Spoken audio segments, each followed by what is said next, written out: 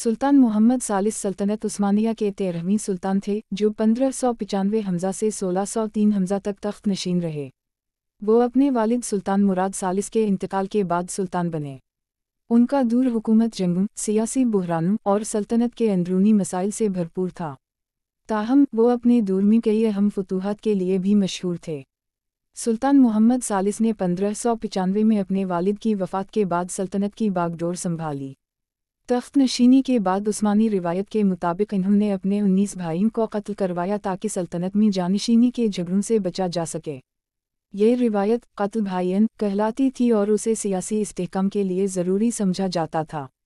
तवील जंग 1593 से 1606। उनके दूर में हाबिसबर्ग सल्तनत के खिलाफ तवील जंग जारी थी, जिसका आगाज़ उनके वालिद के दूर में हुआ था। 1596 में मरका हातवान। सुल्तान मोहम्मद सालिस ने हंगरी में हातवान की जंग बैटल ऑफ कैरस्ट्स या बैटल ऑफ मेज़ोकरस्ट्स में उस्मानी फ़ौज की क़यादत की।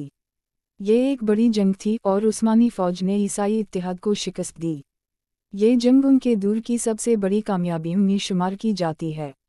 सफ़वी सल्तनत के साथ कशीदगी। सफ़वी सल्तनत के साथ उस्मानी सल्तनत की सरहदी जंगें जारी रहीं, लेकिन उनके दूर में कोई बड़ी जंग नहीं हुई।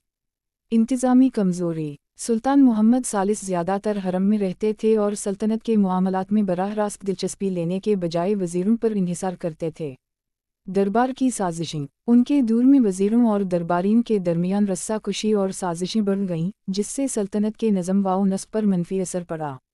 बगावतें। उनके दूर में मुख्तलिफ इलाक़ों में बगावतें हुईं, ख़ासतौर पर अनातोलिया में जहम, जलाली बगावतें, सैलाली रेबेलियंस उरूज पर थीं। ये बगावतें किसानों और देही इलाक़ों के लोगों की बदहाली की वजह से हुईं। सुल्तान मोहम्मद सालिस ज़्यादातर नरम दिल और कमज़ोर इरादे वाले सुल्तान समझे जाते हैं। वो जंगजू हुक्मरान नहीं थे और फ़ौजी मुहिमात में ज़ाती तौर पर हिस्सा लेने के बजाय ज़्यादातर अपने वज़ीरों और जर्नलों पर इन्हिसार करते थे। उनकी वालिदा सफ़ी सुल्तान सल्तनत के मामलात में ख़ासी मदाखलत करती थीं और सियासी फ़ैसलों पर उनका बड़ा असर था। सुल्तान मोहम्मद सालिस का इंतकाल 22 दिसंबर 1603 को हुआ।